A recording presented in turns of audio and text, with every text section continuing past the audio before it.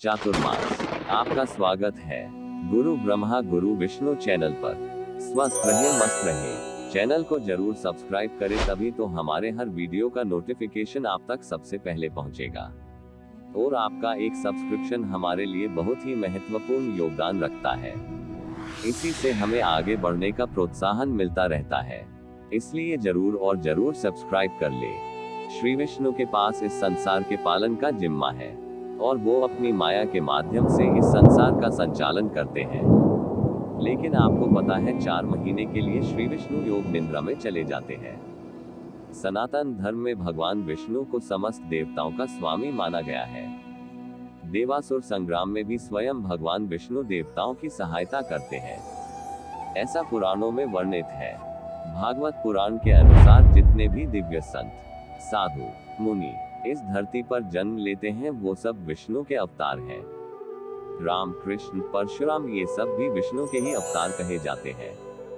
श्री विष्णु क्षीर सागर में निवास करते हैं और लक्ष्मी उनकी सेवा में रहती है। भगवान कौस्तुभ मणि को धारण करते हैं और सर्प पर शयन करते हैं। उनका वाहन गरुड़ और 4 भुजाएं हैं। आषाढ़ शुक्ल एकादशी को देवश्रेणी एकादशी कहा जाता है, क्योंकि इसी दिन से देवताओं की रात शुरू होती है। इसके अलावा कार्तिक शुक्ल एकादशी को देवउठनी एकादशी कहा जाता है और उसके बाद मांगलिक कार्य शुरू होते हैं। इन 4 महीनों में जितने भी मांगलिक कार्य हैं, वो सब निषेध होते हैं। शास्त्रों के अनुसार राजा बलि ने तीनों लोकों पर अधिकार कर लिया था। घबराए इंद्रदेव व अन्य सभी देवताओं ने जब भगवान विष्णु से सहायता मांगी तो श्री हरि ने वामन अवतार लिया और राजा बलि से दान मांगने पहुंच गए। वामन भगवान ने दान में 3 पग भूमि मांगी। 2 पग में भगवान ने में पूरा संसार माप लिया और तीसरा पग कहाँ रखे ये पूछा। जब ये पूछा तो बलि ने कहा कि उनके सिर पर रख दिया और बलि को पाताल लोक भेज दिया। इस तरह बलि से तीनों लोकों को मुक्त करके श्री नारायण ने देवराज इंद्र और समस्त देवगणों का भय दूर किया। लेकिन राजा बलि की दानशीलता और भक्ति भाव देखकर भगवान विष्णु ने बलि से वर मांगने के लिए कहा। बलि ने भगवान से कहा कि आप मेरे साथ पाताल चले और हमेशा वहीं निवास करें। भगवान विष्णु ने अपने भक्त बलि की इच्छा पूरी की और पाताल चले गए। इससे सभी देवी देवता और देवी लक्ष्मी चिंतित हो उठी। देवी लक्ष्मी ने भगवान विष्णु को पाताल लोक से मुक्त कराने लिए एक युक्ति सोची और एक गरीब स्त्री बनकर राजा बलि के पास पहुंच गई। इन्होंने राजा बलि को अपना भाई मानते हुए राखी बांधी और बदले में भगवान विष्णु को पाताल से मुक्त करने का वचन मांग लिया। भगवान विष्णु अपने भक्त को निराश नहीं करना चाहते थे, इसलिए बलि को वरदान दिया कि वह साल आषाढ़ शुक्ल एकादशी से कार्तिक शुक्ल एकादशी तक पाताल लोक में निवास करेंगे। इसलिए इन 4 महीनों में भगवान विष्णु योग निद्रा में रहते हैं। तभी से विष्णु 4 महीने बाली के पास निवास करने लगे और उन 4 महीनों को चातुर्मास कहा जाने लगा। माना जाता है कि इन 4 महीनों में शिव स्वयं सृष्टि की देखभाल करते हैं।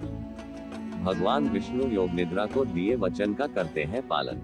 एक दूसरी कथा के अनुसार योग माया, जो कि सृष्टि का संचालन करती है, उन्होंने श्री विष्णु से कहा कि आप मुझे भी अपने शरीर में स्थान दें। योग निद्रा भगवान विष्णु के सृष्टि संचालन में उनकी सहायता करती है, तो श्री विष्णु उनसे मना नहीं कर पाए। श्री विष्णु ने योग निद्रा को आंखों में स्थान दे दिया और इसी मत के अनुसार इन 4 महीनों में श्री विष्णु रहते तो क्षीर सागर में ही है, लेकिन वो योग निद्रा में चले जाते हैं, जिसके कारण कोई भी मांगलिक कार्य संभव नहीं है। चातुर्मास में जैन धर्म, इन 4 महीनों का जैन और बौद्ध धर्म में भी बड़ा महत्व बताया गया है। अगर आप जैन मुनियों को देखें तो वो सारा वर्ष भ्रमण करते हैं, लेकिन इन 4 महीनों में वो एक ही स्थान पर रहकर सभी नियमों का पालन करते हैं। पुराणों के अनुसार आषाढ़ में वामन पूजा, श्रावण में शिव पूजा, भाद्रपद में गणेश और श्री कृष्ण की पूजा की जाती है। इन 4 महीनों में धर्म, जप और तप का बड़ा महत्व कहा गया है। ये 4 माह मनुष्य को भगवान की सेवा करने में, उनकी कथा सुनने में और उनकी भक्ति करने में बिताने चाहिए। चातुर्मास में विवाह संस्कार, मुंडन, गृह प्रवेश आदि शुभ व मांगलिक कार्यक्रम नहीं किए जाते। साथ ही किसी प्रकार का क्रोध न करें और संयम का पालन करें। बोलो जय श्री हरि।